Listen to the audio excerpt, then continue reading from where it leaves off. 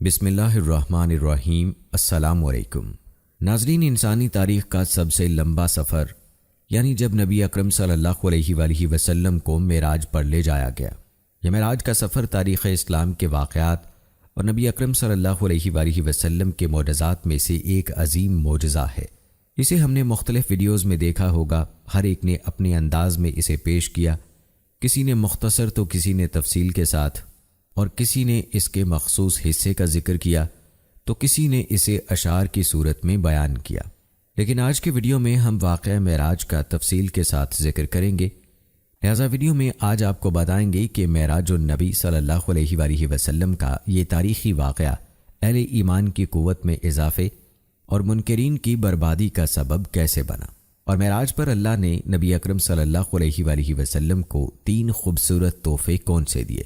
آج کی اس ویڈیو میں ہم آپ کو یہ بھی بتائیں گے کہ معراج میں آپ صلی اللہ علیہ وآلہ وسلم نے کیا دیکھا، معراج کے سفر میں کیا کیا واقعات پیش آئے، معراج میں نمازوں کی فرضیت کا واقعہ کیسے پیش آیا، اور یہ بھی آپ جانیں گے کہ سدرۃ المنتہا کیا ہے۔ تو ان تمام تر تفصیلات کو جاننے کے لیے ہماری آج کی اس ویڈیو کو آخر تک لازمی دیکھیے گا۔ ناظرین، معراج کا واقعہ مستند روایات کے مطابق رجب کی 27 تاریخ یعنی 26 اور 27 تاریخ کی درمیانی شب سن 12 نبوی کو پیش آیا۔ اس واقعے کو اسراء اور معراج کہتے ہیں۔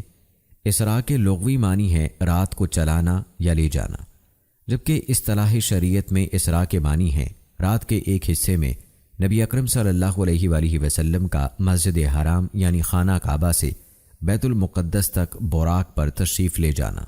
یہ زمینی سفر تھا اور چونکہ رات کے وقت ہوا تھا اس لیے اسے اسراء کہا جاتا ہے، جبکہ لفظ معراج عروج سے ہے اور عروج کے معنی بلند ہونے کے اور چڑھنے کے ہیں، جبکہ معراج کے معنی زینے اور سیڑھی کے ہیں۔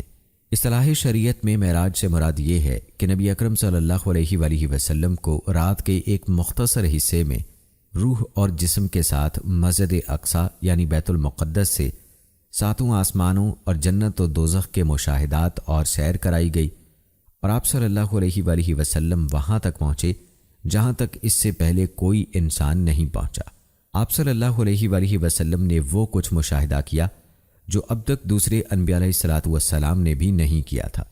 ان مشاہدات میں سب سے اہم، اعلیٰ اور عرفہ مشاہدہ یہ تھا کہ حضور صلی اللہ علیہ وآلہ وسلم اللہ تعالیٰ کے دیدار سے مشرف ہوئے۔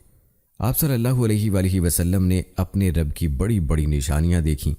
ارشاد باری تعالیٰ ہے، پاک ہے وہ ذات جو اپنے بندے کو راتوں رات مسجد حرام سے مسجد اقصی تک لے گئی، جس کے ماحول پر ہم نے برکتیں نازل کی ہیں تاکہ ہم انہیں اپنی کچھ نشانیاں دکھائیں۔ بے شک وہ ہر بات سننے والی اور ہر چیز دیکھنے والی ذات ہے۔ سورہ بنی اسرائیل آیت نمبر 1۔ جبکہ معراج یعنی آسمانوں پر جانے اور دیدار الہی سے مشرف ہونے کا تذکرہ سورہ نجم کی ابتدائی آیات میں ہے۔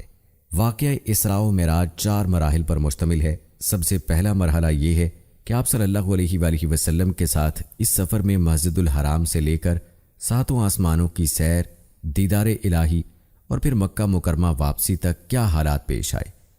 دوسرا مرحلہ یہ ہے کہ اس سفر میں آپ صلی اللہ علیہ وآلہ وسلم نے کچھ ایسے عجائب قدرت کا مشاہدہ کیا کہ جن میں آپ کو اچھے اعمال کی جزا اور برے اعمال کی سزا مثالی شکل میں دکھائی گئی۔ تیسرا مرحلہ یہ ہے کہ اس سفر اسراء معراج کے مقاصد کیا تھے۔ چوتھا مرحلہ یہ ہے کہ جب آپ صلی اللہ علیہ وآلہ وسلم نے یہ واقعہ بیان فرمایا تو کفار مکہ اور مسلمانوں کا کیا رد عمل تھا، اور اس سلسلے میں خصوصیت کے ساتھ حضرت ابو بکر صدیق رضی اللہ تعالی عنہ کا کیا کردار تھا۔ جہاں تک پہلے مرحلے کا تعلق ہے کہ سفر معراج میں کیا کیا امور کس طرح پیش آئے، اس کی تمام تفصیلات اور کیفیات یوں بیان ہوئی ہیں کہ ماہ رجب کی 27ویں شب آپ صلی اللہ علیہ وآلہ وسلم اپنی چچا زاد بہن ام ہانی رضی اللہ تعالی عنہا کے گھر محو استراحت تھے۔ مکان کی چھت شک ہوئی، اس میں سے حضرت جبرائیل علیہ السلام وارد ہوئے اور آپ صلی اللہ علیہ وآلہ وسلم کو اٹھایا۔ کچھ سوتے کچھ جاگتے یعنی نیم بیداری کی حالت میں آپ صلی اللہ علیہ وآلہ وسلم کو مسجد الحرام میں حتیم میں خانہ کعبہ سے بالکل متصل زمزم کے کنویں کے قریب لٹا دیا گیا۔ اب آپ مکمل طور پر بیدار تھے اور تمام حالات کا مشاہدہ فرما رہے تھے۔ آپ کے سینہ مبارک کو حلق کے گڑھے سے لے کر ناف تک چاک کیا گیا۔ آپ صلی اللہ علیہ وآلہ وسلم کا قلب مبارک نکال کر اسے زمزم کے پانی سے بھرے ہوئے ایک سونے کے تشت میں دھویا گیا۔ پھر ایک اور تشت آیا جس میں ایمان و حکمت اور نور نبوت تھا، وہ قلب میں بھر دیا گیا، اور پھر قلب اطہر کو اس کے اصلی مقام پر رکھ کر آپ صلی اللہ علیہ وآلہ وسلم کا سینہ درست کر دیا گیا۔ آپ صلی اللہ علیہ وآلہ وسلم کے سامنے ایک سفید جانور لایا گیا جو جسامت میں گھوڑے سے کچھ چھوٹا تھا، جس کا نام براق تھا۔ براق برق سے ہے، برق کے اصلی معنی بجلی کے ہیں، اور براق کے معنی بجلی کی طرح تیز دوڑنے والے کے ہیں۔ چونکہ اس جانور کی رفتار بہت زیادہ تھی، یہاں تک کہ اس کا ایک قدم وہاں جا کر پڑتا تھا جہاں تک انسان کی نگاہ پہنچ سکتی۔ آپ صلی اللہ علیہ وآلہ وسلم براق پر سوار ہو گئے۔ آپ صلی اللہ علیہ وآلہ وسلم کے ساتھ حضرت جبرائیل علیہ السلام تھے۔ راستے میں آپ صلی اللہ علیہ وآلہ وسلم کا گزر ایک ایسی زمین پر ہوا جہاں کھجور کے درخت بہت کثرت سے تھے۔ اس زمین پر آپ صلی اللہ علیہ وآلہ وسلم نے 2 رکعت نماز نفل پڑھی۔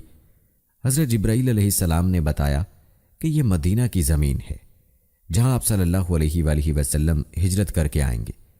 آپ صلی اللہ علیہ وآلہ وسلم کی اگلی منزل طور سینا تھی۔ یہاں بھی آپ نے شجر طور کے پاس 2 رکعت نفل نماز پڑھی۔ حضرت جبرائیل علیہ السلام نے بتایا کہ یہ وہ مقام ہے جہاں اللہ تبارک و تعالی حضرت موسیٰ علیہ السلام سے ہم کلام ہوئے۔ آپ صلی اللہ علیہ وآلہ وسلم کی تیسری منزل بیت اللحم تھی۔ یہاں بھی آپ نے 2 رکعت نماز نفل پڑھی۔ حضرت جبرائیل علیہ السلام نے بتایا کہ یہ وہ مقام ہے جہاں حضرت عیسیٰ علیہ السلام کی پیدائش ہوئی۔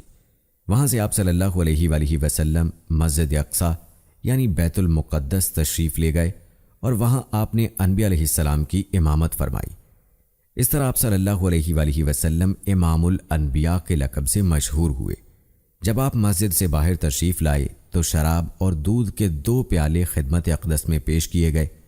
آپ نے دودھ کا پیالہ اٹھا لیا۔ حضرت جبرائیل علیہ السلام نے کہا کہ آپ نے فطرت کو پسند فرمایا، شراب سے آپ کی امت گمراہ ہو جاتی۔ وہاں سے آپ صلی اللہ علیہ وآلہ وسلم حضرت جبرائیل علیہ السلام کے ہمراہ پہلے آسمان کے دروازے پر پہنچے جسے باب حفظہ کہا جاتا ہے۔ فرشتوں نے پرتپاک استقبال کیا۔ یہاں ایک بزرگ ہستی سے ملاقات ہوئی تو حضرت جبرائیل علیہ السلام نے بتایا یہ نسل انسانی کے بانی ابو البشر حضرت آدم علیہ السلام ہیں۔ آپ صلی اللہ علیہ وآلہ وسلم نے انہیں سلام کیا۔ انہوں نے سلام کا جواب دیتے ہوئے اے صالح بیٹے اور نبی کے الفاظ استعمال کیے۔ ان کے دائیں بائیں جانب بے شمار لوگ تھے۔ دائیں طرف دیکھتے تو مسکراتے اور بائیں جانب نظر پڑتی تو غمگین ہو جاتے۔ آپ صلی اللہ علیہ وآلہ وسلم نے سوالیہ نظروں سے جبرائیل علیہ السلام کو دیکھا۔ انہوں نے کہا یہ نسل آدم ہے، سیدھی جانب نیک لوگ ہیں اور بائیں جانب برے۔ اس کے بعد آپ صلی اللہ علیہ وآلہ وسلم دوسرے آسمان پر تشریف لے گئے۔ یہاں 2 نوجوان پیغمبروں حضرت یحییٰ علیہ السلام اور حضرت عیسیٰ علیہ السلام سے تعارف ہوا۔ تیسرے آسمان پر جو ہستی تھی یہ حضرت یوسف علیہ السلام تھی۔ چوتھے آسمان پر حضرت ادریس علیہ السلام نے استقبال کیا۔ 5ویں آسمان پر حضرت ہارون علیہ السلام نے استقبال کیا، اور 6ٹھے آسمان پر حضرت موسیٰ کلیم اللہ سے ملاقات ہوئی۔ 7ویں آسمان کے عجائبات ہی کچھ اور تھے۔ زمین پر کعبۃ اللہ کے عین اوپر بیت المعمور فرشتوں کا قبلہ ہے۔ ایک وقت میں 70,000 فرشتے اس کا طواف کر رہے تھے، پھر دوبارہ ان کی باری نہیں آتی تھی۔ اس سے ٹیک لگائے حضرت ابراہیم علیہ السلام بیٹھے تھے۔ وہ حضور صلی اللہ علیہ وآلہ وسلم کے ہم شکل تھے۔ انہوں نے ابن صالح اور نبی صالح کے الفاظ کے ساتھ سلام کا جواب دیا اور فرمایا آپ اپنی امت کو میرا سلام پہنچائیے اور انہیں بتائیے کہ جنت کی مٹی خوشبودار ہے اور اس کا پانی شیریں ہے، وہ وسیع و ہموار ہے، اس کے بیل بوٹے سبحان اللہ والحمد للہ ولا الہ الا اللہ واللہ اکبر ولا حول ولا قوت الا باللہ العلی العظیم ہیں۔ یعنی جو شخص جس قدر یہ الفاظ پڑھے گا اس کے لیے جنت میں پھلدار درخت لگتے چلے جائیں گے۔ 7ویں آسمان سے آپ صلی اللہ علیہ وآلہ وسلم سدرۃ المنتہا پر پہنچے۔ سدرہ ایک بیری کا درخت ہے، اس کی جڑیں 7ویں آسمان میں ہیں اور یہ بہت بلند ہے۔ اس کے پتے ہاتھی کے کان کے برابر ہیں اور پھل مٹکوں کی طرح۔ فرشتے جگنوؤں کی مانند ان پتوں پر تھے۔ وہ حالت قیام میں سبحان اللہ کا ورد کر رہے تھے۔ یہیں انہوں نے معزز مہمان اور آخری نبی صلی اللہ علیہ وآلہ وسلم کا دیدار کیا۔ سدرۃ المنتہا عالم خلق اور رب السماوات والارض کے درمیان حد فاصل ہے۔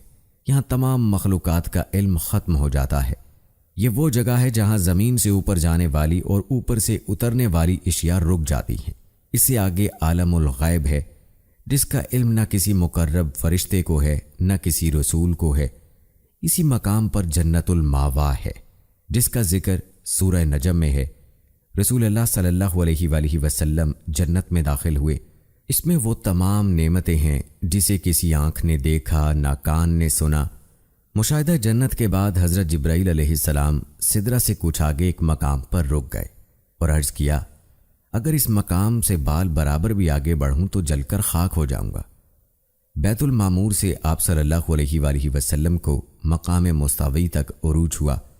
حضرت جبرائیل علیہ السلام نے عرض کیا کہ اب آپ صلی اللہ علیہ وآلہ وسلم کا اور آپ صلی اللہ علیہ وآلہ وسلم کے رب کا معاملہ ہے۔ حضرت ابن عمر رضی اللہ تعالی عنہ نے ابن عباس رضی اللہ تعالی عنہ سے پوچھا کہ کیا رسول اللہ صلی اللہ علیہ وآلہ وسلم نے اپنے رب کو دیکھا تھا؟ تو کہا ہاں، اور زیادہ مشہور ان سے یہ ہے کہ اپنے رب کو اپنی آنکھ سے دیکھا۔ ان سے یہ بات کئی طرح سے روایت کی گئی ہے۔ کہا اللہ تعالیٰ نے موسیٰ علیہ السلام کو کلام کے ساتھ، ابراہیم علیہ السلام کو خلت کے ساتھ اور محمد صلی اللہ علیہ وآلہ وسلم کو دیدار کے ساتھ خاص کیا ہے۔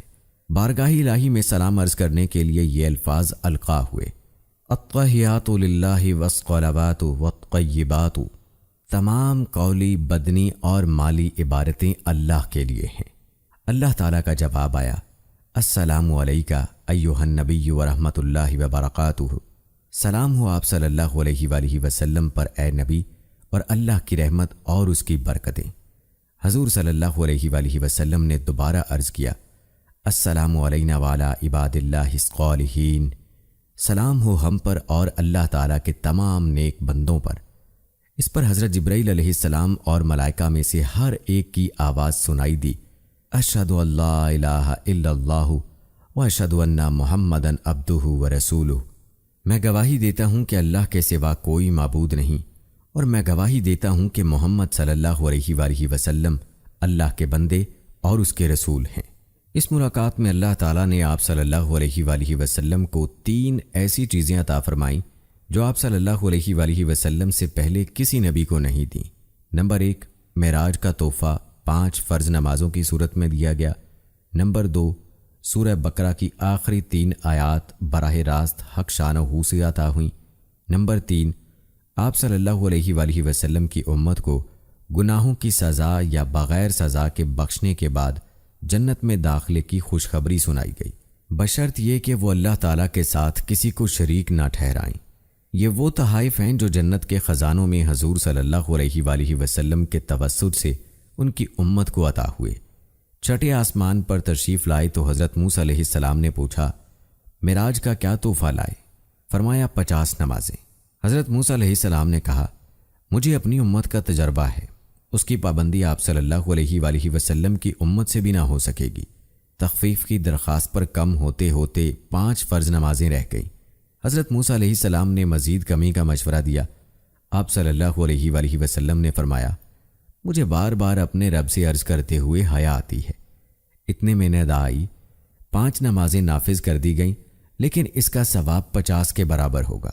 اور یہ بھی ارشاد ہوا کہ جس نے نیکی کا ارادہ کیا اور عمل نہیں کیا، اس کے لیے 1 نیکی لکھی جائے گی، اگر عمل کر لیا تو 10 نیکیوں کا ثواب ملے گا۔ جس نے برائی کا ارادہ کیا اور عمل نہیں کیا تو نامہ اعمال میں کچھ نہیں لکھا جائے گا، عمل کرے تو 1 گناہ لکھا جائے گا۔ سدرۃ المنتہا پر آپ صلی اللہ علیہ وآلہ وسلم نے حضرت جبرائیل علیہ السلام کو ان کی اصلی صورت میں دیکھا۔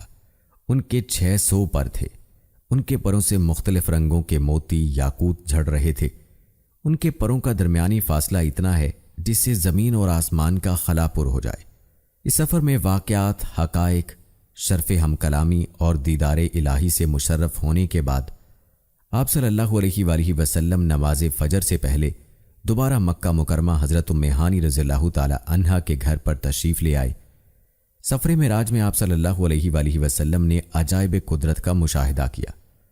آپ صلی اللہ علیہ وآلہ وسلم کو نیک اعمال کی جزا اور برے اعمال کی سزا کو ممثل یعنی مثالی شکل میں دکھایا گیا اور ان کے تفصیلی مشاہدے کا موقع دیا گیا۔ ان میں سے کچھ واقعات آسمان پر جانے سے پہلے کے ہیں اور بعض واقعات ان کے بعد کے ہیں، اور بعض واقعات کے سلسلے میں اختلاف ہے، ان کی تفصیلات کتب حدیث میں موجود ہیں۔ ناظرین، معراج کا یہ واقعہ کیوں پیش آیا؟ اس واقعے کے ذریعے اللہ تعالیٰ نبی کریم صلی اللہ علیہ وآلہ وسلم کی ذات اقدس پر اور امت مسلمہ پر کن حقائق کو منکشف کرنا چاہتے تھے، اور اس واقعے کے اندر امت مسلمہ کے لیے کیا پیغام ہے۔ واقعہ معراج کا سب سے اولین مقصد نبی کریم صلی اللہ علیہ وآلہ وسلم کا اعزاز و اکرام اور آپ نے دین اسلام کی تبلیغ کے لیے جو تکلیفیں برداشت کی تھیں، اس میں مزید ثابت قدمی اور ہمت اور برداشت کی تلقین تھی۔ اس لیے کہ واقعہ معراج جن حالات میں پیش آیا وہ حالات کم و بیش اس طرح تھے کہ نبی کریم صلی اللہ علیہ وآلہ وسلم 10-11 سال سے مکہ کی سنگلاخ زمین پر بت پرستی اور جہالت کے انتہائی متعصب ماحول میں دین کی تبلیغ فرما رہے تھے۔ اس تبلیغ کے جواب میں بہت کم لوگ مسلمان ہوئے، اور ان میں بھی بیشتر بڑے بڑے سردار نہیں بلکہ عام طبقے کے لوگ تھے۔ ان 10 سالوں میں آپ اپنے رب ذوالجلال کے جس پیغام کو پہنچا رہے تھے، اسی کی پاداش میں آپ کو اور آپ کے ساتھیوں کو ہر طرح کی تکالیف سہنا پڑی۔ باطل نے اپنے ترکش کا ہر تیر استعمال کیا، اور آپ صلی اللہ علیہ وآلہ وسلم ہر تیر کو خندہ پیشانی سے سہتے رہے، یہاں تک کہ سن 1090 میں آپ نے طائف کا سفر کیا۔ وہاں بھی آپ نے اسی حق کے پیغام کو پہنچایا۔ وہاں کے لوگوں نے نہ صرف قبول حق سے انکار کیا بلکہ آپ کے قدموں کو لہو لہان کر دیا۔ یہ حالات اس بات کا تقاضا کر رہے تھے کہ جس خدائے بزرگ و برتر کے دین کے لیے آپ یہ تکالیف برداشت کر رہے ہیں، وہ آپ کو اپنے دربار میں بلائے، آپ کو دیدار الہی سے مشرف کر دے، تاکہ اس کے ذریعے آپ صلی اللہ علیہ وآلہ وسلم کے جذبہ تبلیغ دین کو مزید قوت عطا ہو اور آپ کے جذبہ شوق کو مزید مہمیز کیا جائے۔ اگرچہ آپ صلی اللہ علیہ وآلہ وسلم دین کی دعوت و تبلیغ کا کام حضرت جبریل امین کی وساطت سے وحی الہی کی روشنی میں جاری رکھے ہوئے تھے، لیکن جو مزہ اور لطف براہ راست ہم کلام ہونے اور دیدار کرنے میں ہے، وہ قاصد کے توسط سے کہاں۔ واقعہ معراج کا دوسرا اہم مقصد نبی کریم صلی اللہ علیہ وآلہ وسلم کو اور آپ کی وساطت سے امت مسلمہ کو اچھے اعمال اور برے اعمال کو مثالی شکل میں دکھانا مقصود تھا۔ اسی طرح اچھے اور برے اعمال کرنے والوں کی جزا اور سزا، ثواب اور عذاب کا ایک نمونہ اور جھلک دکھانا مقصود تھا، تاکہ اچھے اور برے، حق اور باطل کے درمیان فرق اچھی طرح واضح ہو کر سامنے آ جائے۔ واقعہ معراج کا تیسرا اور اہم مقصد انسانیت کے مقصد تخلیق یعنی عبادت کے اظہار کا ایک طریقہ تحفے کی شکل میں دینا تھا۔ انسان کی تخلیق کا مقصد عبادت ہے، اور عبادت کا سب سے بہتر اور جامع طریقہ نماز ہے۔ یہ طریقہ نبی کریم صلی اللہ علیہ وآلہ وسلم کو شب معراج میں عطا کیا گیا۔ شب معراج کے حوالے سے ہی کہا جاتا ہے کہ نماز مومنین کی معراج ہے۔ معراج اسے کہا جاتا ہے جس کے ذریعے بلندی اور عروج کی طرف بڑھا جا سکے۔ نماز کے ذریعے انسان روحانی ترقی کے اعلیٰ درجات پر اور بلند ترین مقامات تک پہنچ سکتا ہے۔ واقعہ معراج نبوی کیوں پیش آیا، اس ضمن میں ایک نقطے کی وضاحت مناسب ہوگی، اور وہ یہ کہ بے شک معراج کا مقصد حضور صلی اللہ علیہ وآلہ وسلم کا اعزاز و اکرام تھا، اعمال کا مشاہدہ کرانا اور نماز کا تحفہ عطا کرنا تھا۔ یہ مقصد اس سے بھی پورے ہو سکتے تھے کہ حضور صلی اللہ علیہ وآلہ وسلم کو اپنی جائے سکونت یعنی مکہ مکرمہ مسجد حرام سے براہ راست آسمانوں کی طرف لے جایا جاتا۔ آسمانوں سے قبل مسجد اقصی یعنی بیت المقدس لے جانے میں کیا حکمت تھی؟ اس حکمت کو سمجھنے کے لیے 3 بنیادی نکات کا سامنے رکھنا ضروری ہے۔ پہلا نقطہ یہ کہ اس دنیا میں جتنے بھی انبیاء کرام علیہ السلام مبعوث ہوئے، ان میں سے ایک اچھی خاصی تعداد ان انبیاء کرام علیہ السلام کی ہے جن کی یا تو پیدائش بیت المقدس میں ہوئی یا ان کی بعثت اس علاقے میں ہوئی۔ یہی وجہ ہے کہ بیت المقدس کو انبیاء کی سرزمین کہا جاتا ہے۔ دوسرا نقطہ یہ ہے کہ بیت المقدس مسلمانوں کا قبلہ اول رہا ہے، یہاں تک کہ حضور صلی اللہ علیہ وآلہ وسلم 15 شعبان 2 ہجری تک بیت المقدس کی طرف رخ کر کے نماز ادا فرماتے تھے، اور پھر تحویل قبلہ کے ذریعے مکہ مکرمہ یعنی خانہ کعبہ کی طرف رخ کرنے کا حکم دیا گیا۔ تیسرا نقطہ یہ کہ بے شک اسلام کا مرکز مکہ مکرمہ اور مدینہ منورہ ہے، لیکن حضور صلی اللہ علیہ وآلہ وسلم کی بعثت صرف اہل مکہ یا اہل حجاز یا اہل عرب کے لیے نہیں تھی، بلکہ آپ کی بعثت تمام عالم کے لیے قیامت تک کے لیے ہے۔ ان تین نکات کو سامنے رکھ کر یہ بات بخوبی سمجھی جا سکتی ہے۔ در حقیقت آپ صلی اللہ علیہ وآلہ وسلم کو صرف صاحب معراج نہیں بلکہ امام الانبیاء یعنی تمام انبیاء کی امامت کرنے کا شرف بھی حاصل ہونا تھا، اور تمام انبیاء کی امامت کے لیے بیت المقدس سے بہتر کون سی جگہ ہو سکتی تھی کہ جہاں بہت سے انبیاء مبعوث ہوئے اور پھر بیت المقدس کی طرف جانے اور وہاں سے آسمانوں کی طرف جانے میں اس بات کی طرف اشارہ بھی تھا کہ اسلام صرف ان لوگوں کے لیے نہیں آیا جو صرف خانہ کعبہ کو اپنا قبلہ سمجھتے ہیں، بلکہ اسلام بیت المقدس والوں کے لیے بھی ہے۔ اور اب نبی کریم صلی اللہ علیہ وآلہ وسلم کی بعثت سے بیت المقدس والے اور مکہ مکرمہ والے سب ایک ہی نبی حضرت محمد صلی اللہ علیہ وآلہ وسلم کے تابع فرمان ہو جائیں۔ اب یہودیت اور عیسائیت منسوخ ہو گئیں، بلکہ بیت المقدس کی طرف سفر اور وہاں سے آسمانوں کی طرف جانے میں ایک حکیمانہ انداز میں یہودیت اور عیسائیت کو اسلام کی طرف راغب کیا گیا کہ تمہارے مقامات مقدسہ مسلمانوں کے بھی مقدس مقامات ہیں۔ یہودیت کے اور عیسائیت کے جو اصل خد و خال تھے، اسلام بھی ان اصولوں کی دعوت دیتا ہے۔ ناظرین، واقعہ معراج کی جو تفصیلات اور معلومات آپ نے سنی، ان میں مسلمانوں کی عملی زندگی کے لیے چند اہم سبق ہیں۔ ہر مسلمان کو 5 وقتہ نماز کی ادائیگی کا اہتمام کرنا چاہیے۔ 5 وقتہ نماز ایسی اہم عبادت ہے کہ اللہ تعالیٰ نے بغیر کسی واسطے کے اپنے پیارے حبیب صلی اللہ علیہ وآلہ وسلم کو شب معراج کے تحفے کے طور پر اس امت محمدیہ کے لیے پیش کیا۔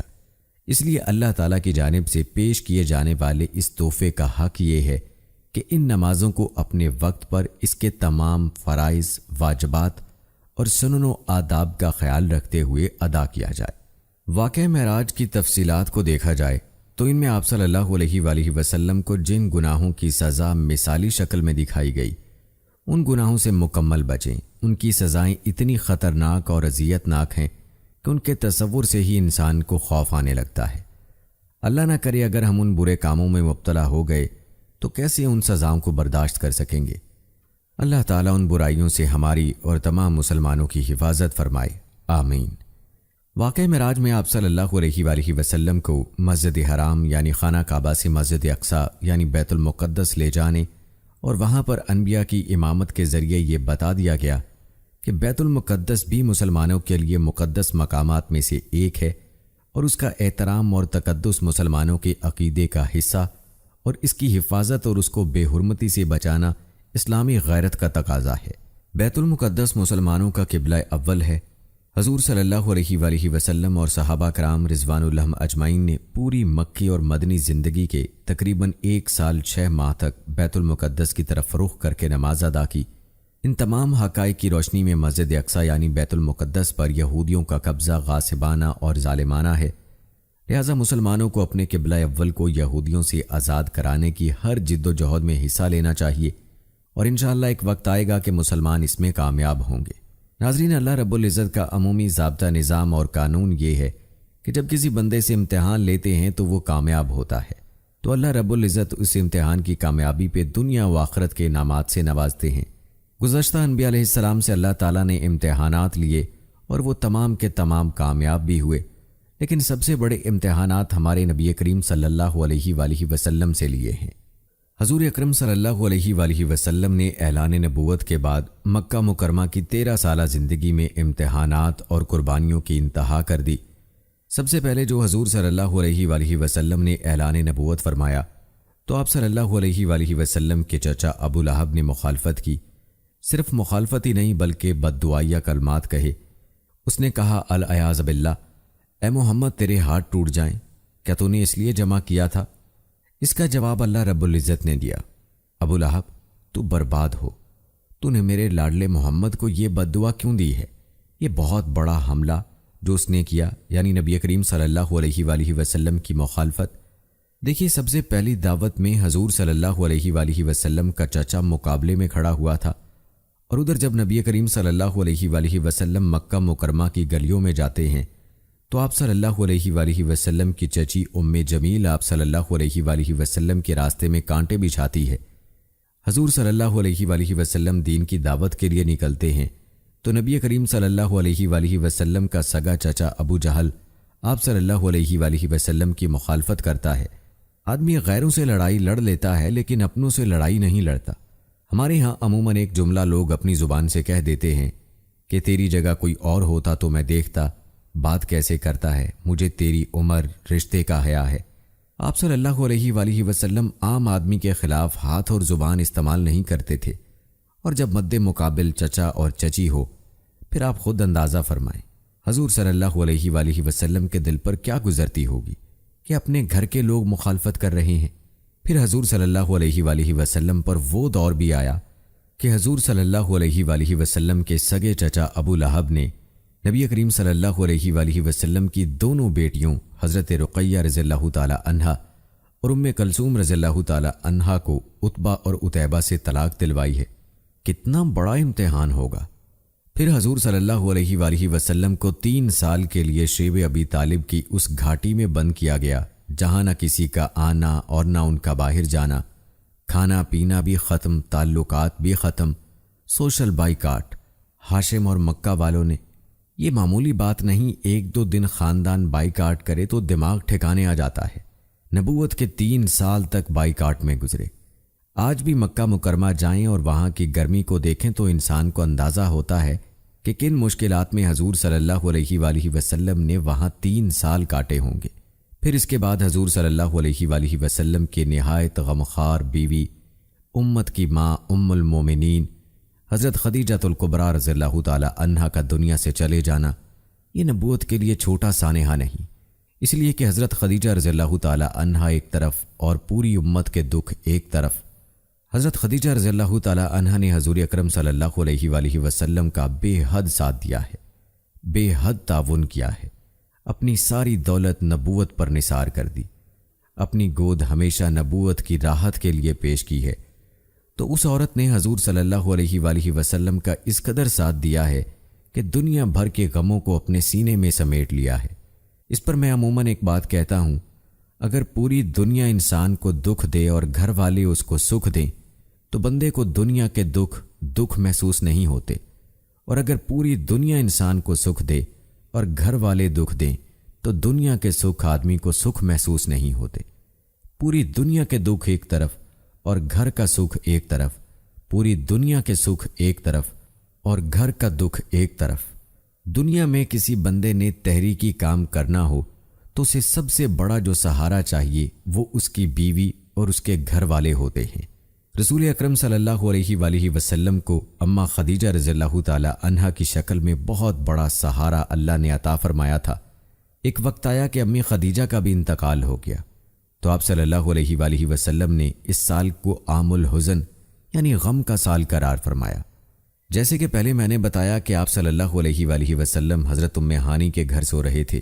جبرائیل امین علیہ السلام فرشتوں کے ساتھ آئے، دروازے سے آنے کی بجائے چھت پھاڑ کر اندر آئے، آپ کو اٹھایا اور حتیم کعبہ لے گئے، وہاں سے زمزم کے کنویں پر تشریف لے گئے، وہاں کلب اطہر کو نکالا اور اس کو زمزم کے پانی سے دھویا اور ایمان و حکمت سے اس کو بھر دیا گیا۔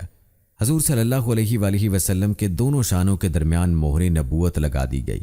پھر براق پر سوار کرا کے حضور کا سفر شروع ہوا۔ مدینہ منورہ پہلا سٹاپ تھا اور طور سینہ دوسرا سٹاپ، بیت اللحم تیسرا سٹاپ، بیت المقدس چوتھا سٹاپ۔ یہاں سے نبی کریم صلی اللہ علیہ وآلہ وسلم آسمان پر تشریف لے گئے۔ آسمان اول، دوم، سوم، چہارم، پنجم، ششم اور ہفتم، 7 آسمان تک پہنچے اور پھر وہاں سے اوپر آپ سدرۃ المنتہا تک گئے ہیں، سریر الاقلام تک، پھر عرش معلیٰ تک، وہاں سے واپس تشریف لائے ہیں۔ یہاں میں نے 1-2 باتیں عرض کرنی ہیں جو ہمارے احکامات کے متعلق ہیں۔ ایک بات یہ سمجھیں کہ حضور صلی اللہ علیہ وآلہ وسلم جب معراج کے سفر پر جا رہے تھے تو راستے میں 3 اہم واقعات حضور صلی اللہ علیہ وآلہ وسلم کے ساتھ پیش آئے۔ ان میں ایک واقعہ حضور صلی اللہ علیہ وآلہ وسلم کے ساتھ یہ پیش آیا، آپ نے ایک ایسی قوم کو دیکھا جو تخم ریزی کرتے ہیں، فصل کاٹتے ہیں اور بیچتے ہیں۔ ادھر انہوں نے فصل کی بوائی کی، ادھر وہ بڑی ہو گئی، انہوں نے فصل کو کاٹ لیا، फसल को काटा, फिर इतनी बड़ी हो गई। जिब्राइल अमीन से पूछा, ये कौन लोग हैं? जिब्राइल अलैहिस्सलाम ने फरमाया, ऐ अल्लाह के रसूल, ये वो लोग हैं जो अल्लाह के रास्ते में खर्च करते हैं। अल्लाह इसके बदले इन्हें ये नेमत अता फरमाई है। फिर हजूर अकरम सल्लल्लाहु अलैहि वसल्लम एक ऐसी कौम पर से गुजरे कि जिनके सर पत्थरों के साथ कुचले जा रहे हैं। सर पर पत्थर मारा, सर जख्मी हो गया, फिर सर ठीक हो गया, फिर मारा, फिर सर जख्मी हो गया, फिर पत्थर लेने गए, सर फिर ठीक हो गया। बार बार सर पत्थर से कुचला जा रहा है। नबी अकरम सल्लल्लाहु अलैहि वसल्लम ने पूछा, ये कौन लोग हैं? जिब्राइल अलैहिस्सलाम ने अर्ज़ किया, अल्लाह के पैगंबर, ये वो लोग हैं जो फ़र्ज़ में काहली और सुस्ती से काम लेते हैं। तो जो फ़र्ज़ नमाज में सुस्ती करता है, क़यामत के दिन उनके सर को पत्थरों से कुचला जाएगा। जो इतनी बड़ी सज़ा बर्दाश्त कर सकता है तो वो बेशक नमाज में कोताही करे, और जो मेरी माँ और बहन बर्दाश्त नहीं कर सकती वो हरगिज़ नमाज में सुस्ती न करे। फिर हजूर का गुज़र ऐसी कौम पर हुआ जिनकी शर्मगाह पर आगे पीछे चीथड़े से लटके हुए थे, और वो ऊंट और बैल की तरह चल रहे थे, और खाने को जहन्नम के पत्थर और कांटे मिलते थे। पूछा नबी करीम सल्लल्लाहु अलैहि वसल्लम ने, ये कौन लोग हैं? तो अर्ज़ किया, या रसूल अल्लाह सल्लल्लाहु अलैहि वसल्लम, ये वो लोग हैं जो अपने माल में ज़कात अदा नहीं करते।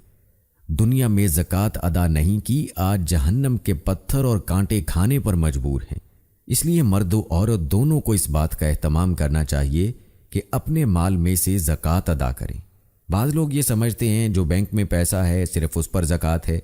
जो औरतें घर में जेवर इस्तेमाल करती हैं उन जेवरों पर भी ज़कात अदा करना वाजिब है।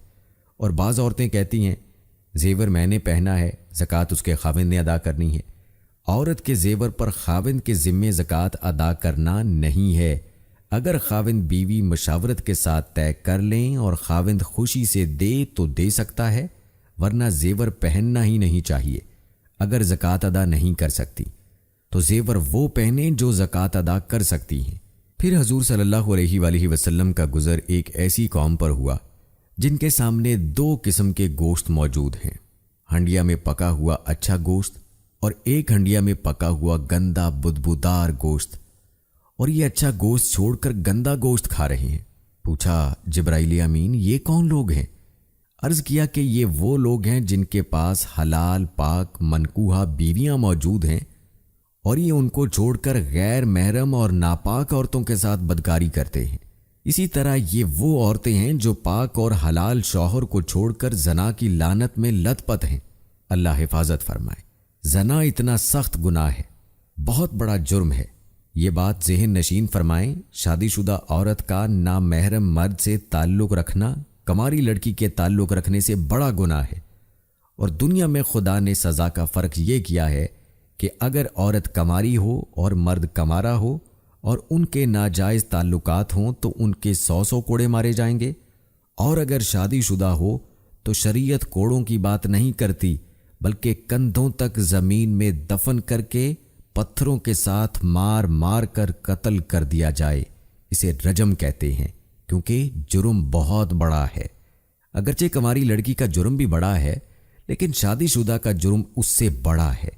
जब उसके पास हलाल मौजूद है तो हराम के पास क्यों गई? बहरहाल फिर हजूर सल्लल्लाहु अलैहि वसल्लम का गुज़र फिर एक ऐसी लकड़ी पर हुआ जिसके पास से गुजरती है उसको चीर देती है। पूछा जिब्राइल अमीन, ये लकड़ी कौन सी है? उन्होंने कहा, या रसूल अल्लाह सल्लल्लाहु अलैहि वसल्लम, ये लकड़ी नहीं, ये वो लोग हैं जो डाके डालते और चोरियां करते थे। उनके गंदे अमल को बयान करने के लिए ये मिसाल दी। फिर आपने एक ऐसे शख्स को देखा जिसके पास लकड़ियों का एक बहुत बड़ा गट्ठा है। उसने सर के ऊपर लादी हैं लेकिन वो लकड़ियां उठाई नहीं जाती। पूछा जिब्राइल, ये कौन है? उन्होंने कहा, या रसूल अल्लाह सल्लल्लाहु अलैहि वसल्लम, ये वो शख्स है जिस पर बंदों के हकूक और अमानतों का बोझ पहले से मौजूद है, ऊपर से और उठाता है। पहले हक अदा नहीं होते, मजीद हकूक अपने जिम्मे लेता है। याद रखें, अपने जिम्मे ऐसा हक न लें जिसे अदा ना कर सके। दूसरों के हकूक अदा करने की कोशिश करें। खाविंद के जिम्मे बीवी के हकूक हैं, वालिद के हक अलहदा हैं, हमसाए के हकूक अलग हैं और मुसलमान के हकूक अलग हैं। अलग अलग हकूक को शरीयत के दायरे में रहकर अदा करना ज़रूरी है। इस बात का पूरा एहतमाम करें دنیا سے اس حال میں جائیں کہ آپ کے ذمے کسی کا کوئی حق نہ ہو، کہیں ایسا نہ ہو تلاوت بھی کرتی رہیں اور نمازیں بھی پڑھتی رہیں، مدرسے میں تعلیم بھی حاصل کرتی رہیں، اور قیامت کے دن اتنے بوجھ موجود ہوں کہ سارے اعمال ان حقوق کے بدلے ان حقداروں کو دے دیں اور ہم تہی دامن رہ جائیں، ہم خالی دامن رہ جائیں، ہمارے پلے ہی کچھ نہ رہے۔ نبی کریم صلی اللہ علیہ وآلہ وسلم نے فرمایا، صحابہ تم جانتے ہو مفلس و نادار کون ہے؟ کہا یا رسول اللہ صلی اللہ علیہ وآلہ وسلم، جس کے پاس مال اور پیسہ موجود نہ ہو۔ حضور اکرم صلی اللہ علیہ وآلہ وسلم نے فرمایا، نہیں، بلکہ مفلس وہ شخص ہے جس کے پاس اچھے اعمال موجود ہوں لیکن لوگوں کے حقوق ادا نہ کیے ہوں۔ قیامت کے دن آئے گا، وہاں حقوق کے بدلے اعمال دینے ہوں گے، کسی کو گالی دی ہوگی، کسی کی چوری کی ہوگی، کسی کی غیبت کی ہوگی، سارے اعمال لے کر حقداروں کو دے دیے جائیں گے۔ ایک وقت آئے گا اس کے اعمال ختم ہو جائیں گے اور لوگوں کے حقوق اب بھی باقی ہوں گے، تو پھر ان لوگوں کے گناہ لے کر اس کے سر پہ ڈال دیے جائیں گے۔ اس لیے اگر کسی کے حقوق ہیں تو دنیا میں ادا کر کے جائیں، آخرت میں ادا کرنا بہت مشکل ہے۔ پھر آپ صلی اللہ علیہ وآلہ وسلم نے دیکھا کہ بعض لوگ ایسے بھی ہیں کہ جن کی زبانیں لوہے کی کینچیوں سے کاٹی جا رہی ہیں۔ پوچھا یہ کون لوگ ہیں؟ کہا یا رسول اللہ صلی اللہ علیہ وآلہ وسلم، یہ وہ لوگ ہیں جو علماء ہیں، واعظ ہیں، لوگوں کو تو تعلیم دیتے ہیں لیکن خود عمل نہیں کرتے۔ جیسے کہ پہلے بتایا ہے کہ آپ صلی اللہ علیہ وآلہ وسلم معراج پر گئے، جب واپس آئے تو اللہ تعالیٰ نے 3 تحفے عطا فرمائے۔ نمبر 1، 5 نمازوں کا تحفہ اللہ سے لے کر آئے ہیں، ان کا اہتمام کریں، یہ خدائی تحفہ ہے۔ جیسے آپ کو کوئی بھائی رشتہ دار ملنے آئے تو اور تحفے لائے تو بندہ کتنے شوق سے قبول کرتا ہے کہ میری بہن نے بھیجا ہے، میرے باپ نے بھیجا ہے۔ اسی طرح نماز حضور صلی اللہ علیہ وآلہ وسلم اللہ کا تحفہ لے کر آئے ہیں۔ نمبر 2، سورہ بقرہ کی آخری 3 آیتیں۔ نمبر 3، اللہ نے فرمایا، تیسرا تحفہ یہ کہ آپ کی امت میں جو بندہ شرک نہیں کرے گا اس بندے کی معافی کا میں اللہ وعدہ کرتا ہوں۔ شرک سے بڑا دنیا میں کوئی گناہ نہیں ہے۔ دوستو، رسول اللہ صلی اللہ علیہ وآلہ وسلم کی معراج کا سب سے اہم مرحلہ تیسرا مرحلہ ہے، اور در حقیقت معراج مصطفیٰ صلی اللہ علیہ وآلہ وسلم وہ تیسرا مرحلہ ہی ہے۔ یہ سدرۃ المنتہا سے لے کر وصال ربوبیت کا مرحلہ ہے۔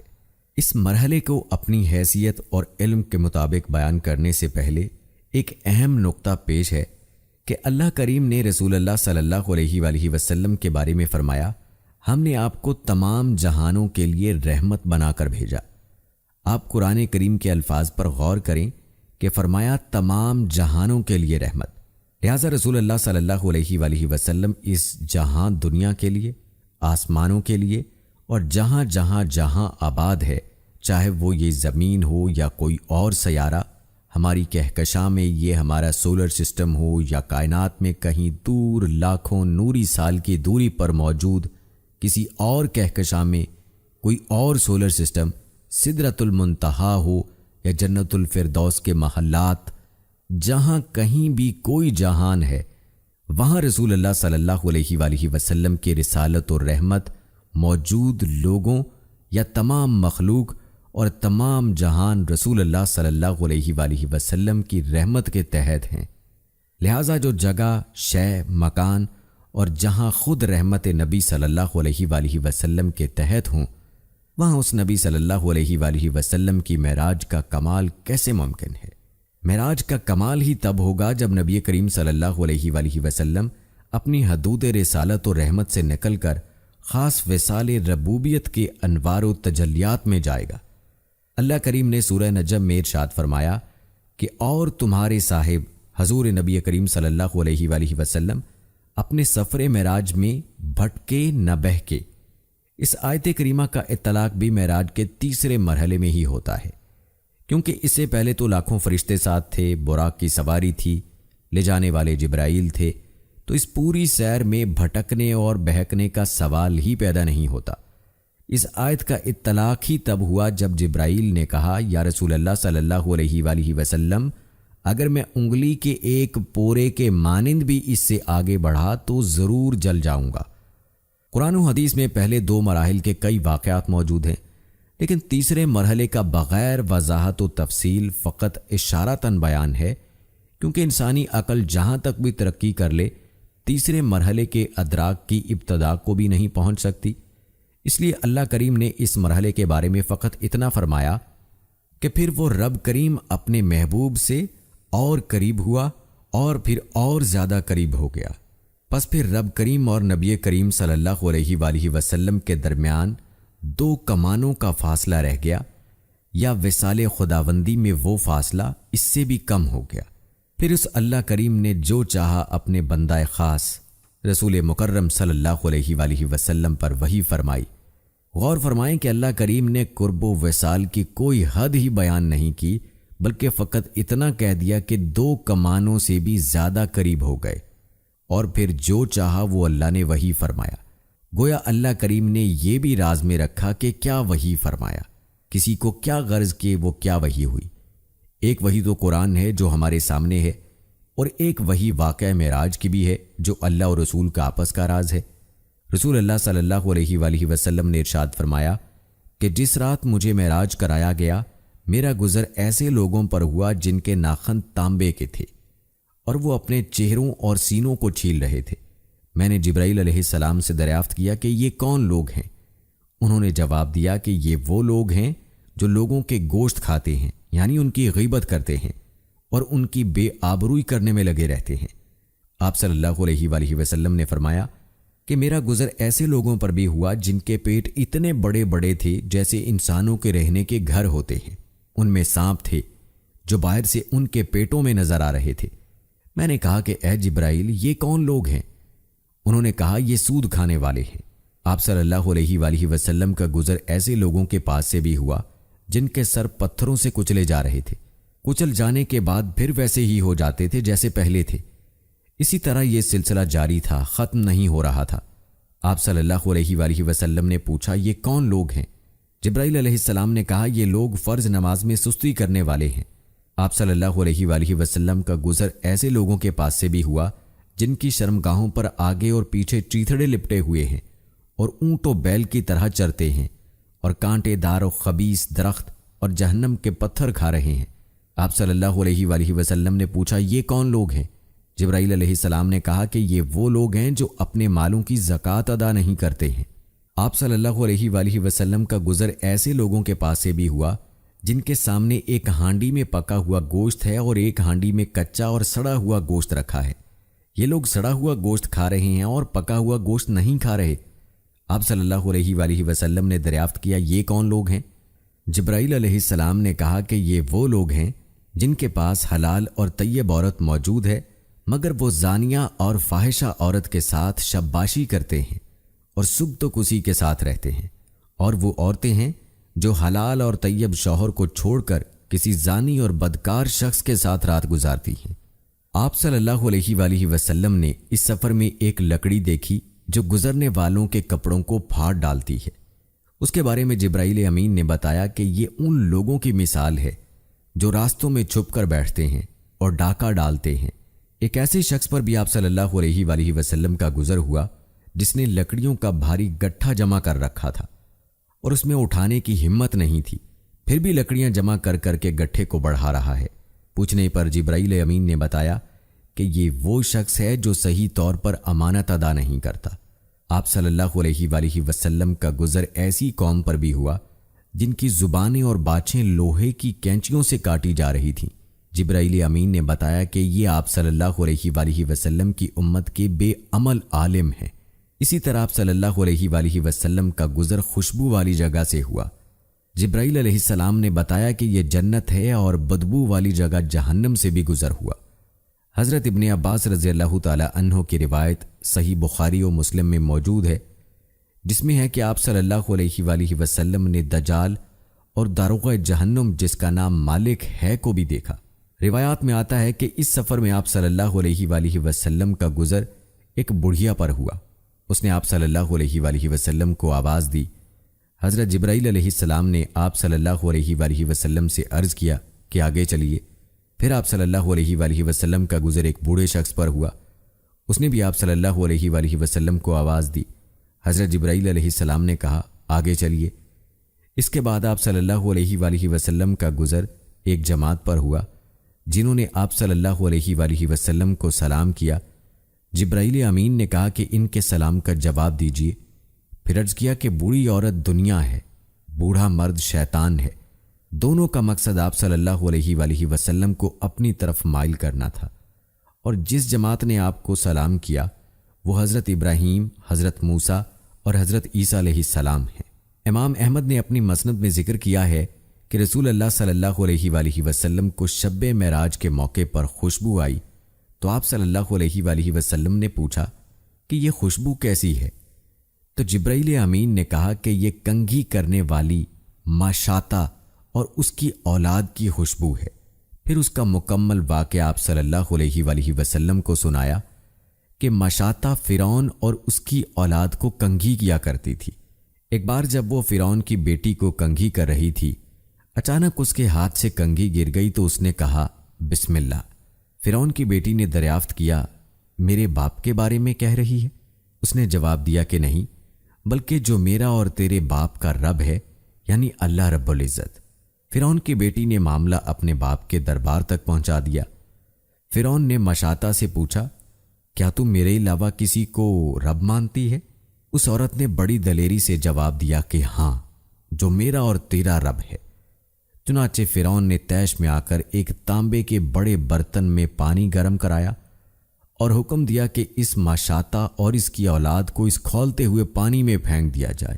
پھر فرعون نے ماشاطہ سے پوچھا کہ تیری کوئی خواہش ہے تو بتا۔ اس نے کہا کہ ہاں، میری اور میری اولاد کی ہڈیاں اکٹھی کر کے ایک جگہ دفنا دینا۔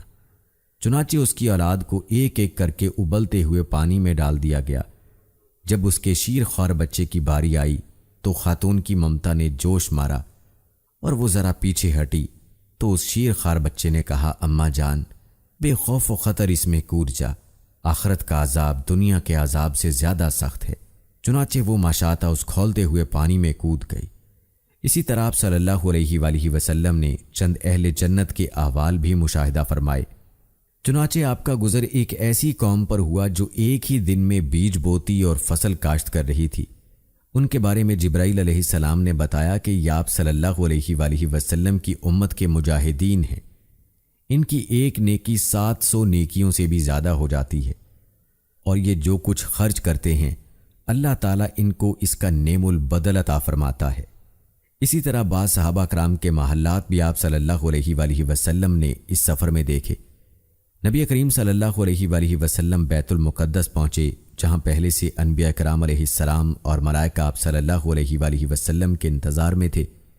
حضرت جبرائیل علیہ السلام نے آپ صلی اللہ علیہ وآلہ وسلم کا ہاتھ پکڑا اور مصلی امامت پر کھڑا کر دیا۔ آپ صلی اللہ علیہ وآلہ وسلم نے ان سب کو 2 رکعت نماز پڑھائی۔ سارے انبیاء کرام علیہ السلام امام الانبیاء صلی اللہ علیہ وآلہ وسلم سے مشرف ہوئے۔ پھر بعض انبیاء کرام علیہ السلام کی ارواح سے اللہ کی حمد سنی، اور آخر میں خود آپ صلی اللہ علیہ وآلہ وسلم نے اللہ کی حمد و ثنا بیان کی۔ امام زرقانی نے اس واقعے کو مفصل ذکر کیا ہے۔ اس کے بعد جب آپ صلی اللہ علیہ وآلہ وسلم مسجد سے باہر تشریف لائے تو آپ صلی اللہ علیہ وآلہ وسلم کے سامنے پانی، شراب اور دودھ کا ایک ایک پیالہ پیش کیا گیا۔ آپ نے دودھ کا پیالہ لیا، جس پر جبرائیل امین نے کہا کہ آپ نے دین فطرت کو لیا ہے۔ اگر آپ صلی اللہ علیہ وآلہ وسلم شراب کا پیالہ لیتے تو آپ کی امت گمراہ ہو جاتی، اور اگر پانی کا پیالہ لیتے تو آپ صلی اللہ علیہ وآلہ وسلم کی امت غرق ہو جاتی۔ پھر بیت المقدس سے عرش معلیٰ تک کا سفر شروع ہوا۔ چنانچہ بالترتیب پہلے تا 7ویں آسمان پر آپ نے حضرت آدم، حضرت عیسیٰ، حضرت یوسف، حضرت ادریس، حضرت ہارون، حضرت موسیٰ اور حضرت ابراہیم علیہ السلام سے ملاقات فرمائی۔ پہلے آسمان پر ملاقات حضرت آدم علیہ السلام سے ہوئی۔ ان کا حق پہلے بنتا تھا کیونکہ آپ ابو الانبیاء ہیں۔ پھر حضرت عیسیٰ علیہ السلام سے ہوئی۔ حضرت عیسیٰ وہ نبی ہیں جنہیں اللہ تعالیٰ نے زندہ آسمان پر اٹھا لیا ہے، پھر دوبارہ اللہ تعالیٰ نے اتارنا ہے۔ اس کے بعد حضرت یوسف علیہ السلام سے ملاقات کرائی۔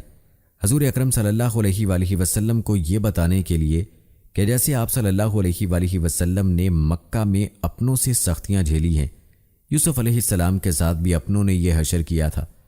لیکن ایک وقت آیا تھا کہ یہ فاتح بنے تھے، انہوں نے اپنوں کو معاف کیا تھا۔ حضور، ایک وقت آنا ہے کہ آپ نے بھی فاتح بننا ہے، تو یوسف علیہ السلام کی طرح آپ صلی اللہ علیہ وآلہ وسلم نے بھی معاف کر دینا ہے۔ پھر حضرت ادریس علیہ السلام سے ملاقات ہوئی۔ حضور صلی اللہ علیہ وآلہ وسلم نے مکہ سے مدینہ جانا تھا اور بادشاہوں کو خطوط لکھنے تھے، تو فرمایا ادریس سے ملے، انہوں نے خطوط ایجاد کیے ہیں۔ پھر حضرت ہارون علیہ السلام سے ملاقات ہوئی۔ حضرت موسیٰ علیہ السلام جب تورات لینے کے لیے کوہ طور گئے تو پیچھے حضرت ہارون تھے، ان کی قوم نے بچڑے کی پوجا کی ہے تو انہیں قتل کر دیا گیا۔ حضرت ہارون علیہ السلام کے دور میں شرک ہوا تو ان کی قوم قتل ہوئی۔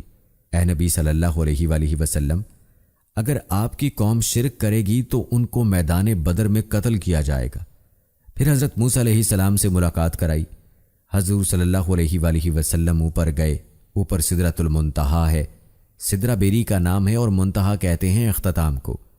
یہ وہ جگہ ہے کہ جہاں نیچے والے اعمال پہنچتے ہیں تو اوپر والے فرشتے یہاں سے اوپر لے جاتے ہیں، اور اوپر والے احکام وہاں آتے ہیں تو نیچے والے فرشتے وہاں سے نیچے لاتے ہیں۔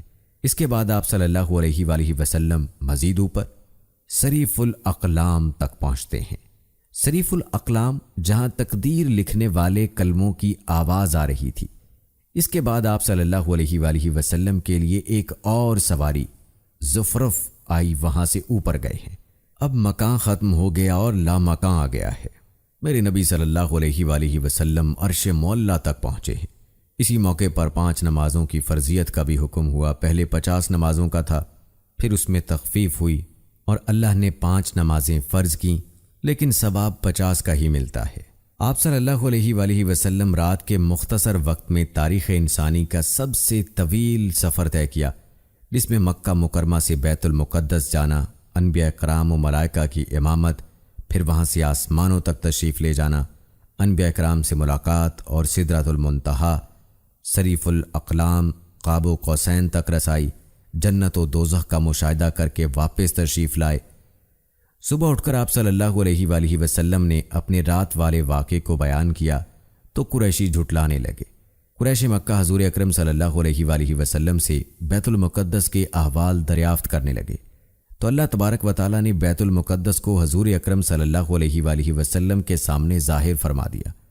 آپ صلی اللہ علیہ وآلہ وسلم حتیم کعبہ میں تشریف فرما تھے۔ قریشی لوگ سوال کرتے، آپ صلی اللہ علیہ وآلہ وسلم ان کے سوالوں کا جواب دیتے گئے۔ واقعہ معراج النبی صلی اللہ علیہ وآلہ وسلم کی تاریخ اور سال کے متعلق مورخین اور اہل سیر کی آراء مختلف ہیں۔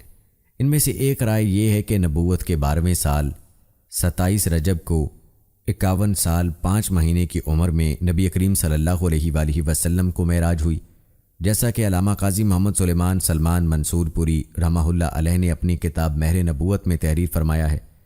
اسراء کے معنی رات کو لے جانے کے ہیں۔ مسجد حرام سے مسجد اقصیٰ کا سفر، جس کا تذکرہ سورہ بنی اسرائیل میں کیا گیا ہے، اس کو اسراء کہتے ہیں، اور یہاں سے جو سفر آسمانوں کی طرف ہوا اس کا نام معراج ہے۔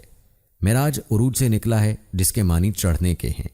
حدیث میں عروج بی یعنی مجھ کو اوپر چڑھایا گیا کا لفظ استعمال ہوا ہے، اس لیے اس سفر کا نام معراج ہو گیا۔ اس مقدس واقعے کو اسراء اور معراج دونوں ناموں سے یاد کیا جاتا ہے۔ اس واقعے کا ذکر سورہ نجم کی آیات میں بھی ہے۔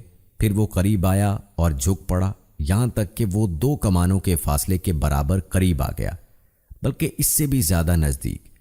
اس طرح اللہ کو اپنے بندے پر جو وحی نازل فرمانی تھی وہ نازل فرمائی۔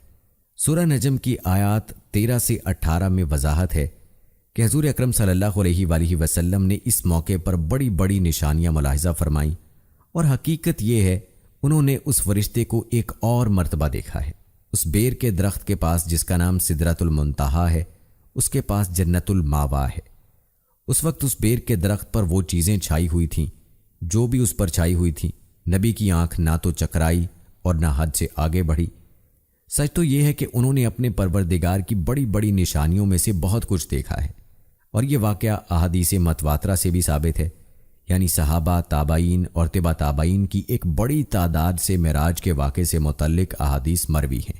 قرآن کریم اور احادیث متواترہ سے ثابت ہے کہ اسراء و معراج کا تمام سفر صرف روحانی نہیں بلکہ جسمانی تھا، یعنی نبی اکرم صلی اللہ علیہ وآلہ وسلم کا یہ سفر کوئی خواب نہیں تھا، بلکہ ایک جسمانی سفر اور عینی مشاہدہ تھا۔ یہ ایک معجزہ تھا کہ مختلف مراحل سے گزر کر اتنا بڑا سفر اللہ تعالیٰ نے اپنی قدرت سے صرف رات کے ایک حصے میں مکمل کر دیا۔ اللہ تعالیٰ جو اس پوری کائنات کا پیدا کرنے والا ہے، اس کے لیے کوئی بھی کام مشکل نہیں ہے، کیونکہ وہ تو قادر مطلق ہے، جو چاہتا ہے کرتا ہے، اس کے تو ارادہ کرنے پر چیز کا وجود ہو جاتا ہے۔ معراج کا واقعہ پوری انسانی تاریخ کا ایک ایسا عظیم، مبارک اور بے نظیر معجزہ ہے جس کی مثال تاریخ پیش کرنے سے قاصر ہے۔ خالق کائنات نے اپنے محبوب صلی اللہ علیہ وآلہ وسلم کو دعوت دے کر اپنا مہمان بنانے کا وہ شرف عظیم عطا فرمایا جو نہ کسی انسان کو کبھی حاصل ہوا ہے اور نہ کسی مقرب ترین فرشتے کو۔ واقعہ معراج کے مقاصد میں جو سب سے مختصر اور عظیم بات قرآن کریم کی سورہ بنی اسرائیل میں ذکر کی گئی ہے، وہ یہ ہے کہ ہم نے آپ صلی اللہ علیہ وآلہ وسلم کو اپنی کچھ نشانیاں دکھلائیں۔ اس کے مقاصد میں سے ایک اہم مقصد اپنے حبیب محمد صلی اللہ علیہ وآلہ وسلم کو وہ عظیم الشان مقام و مرتبہ دینا ہے جو کسی بھی بشر، حتیٰ کہ کسی بھی مقرب ترین فرشتے کو نہیں ملا ہے اور نہ ملے گا۔ نیز اس کے مقاصد میں امت مسلمہ کو یہ پیغام دینا ہے کہ نماز ایسا محتمم بشان عمل اور عظیم عبادت ہے کہ اس کی فرضیت کا اعلان زمین پر نہیں بلکہ ساتوں آسمانوں کے اوپر بلند و اعلیٰ مقام پر معراج کی رات میں ہوا، بلکہ اس کا حکم حضرت جبرائیل علیہ السلام کے ذریعے نبی اکرم صلی اللہ علیہ وآلہ وسلم تک نہیں پہنچا، بلکہ اللہ تعالیٰ نے فرضیت نماز کا تحفہ بذات خود اپنے حبیب صلی اللہ علیہ وآلہ وسلم کو عطا فرمایا۔ نماز اللہ تعالیٰ سے تعلق قائم کرنے اور اپنی ضرورتوں اور حاجتوں کو مانگنے کا سب سے بڑا ذریعہ ہے۔ اس کو پڑھنا شروع کریں گے تو ٹینشن دور ہوگی اور غم ختم ہوں گے، اور سچی بات ہے لوگوں کے غم اور فکریں اس کلمے سے دور ہوتی ہیں جو زیادہ پڑھتے ہیں۔ تو ناظرین کرام، یہ تھی ہماری آج کی ویڈیو۔ امید کرتے ہیں کہ آپ کو پسند آئی ہوگی۔ ہماری آج کی اس ویڈیو کے متعلق اپنی رائے کا اظہار کمنٹ باکس میں لازمی کیجیے گا۔ مجھے اگلی ویڈیو تک کی اجازت دیں۔ فی امان اللہ۔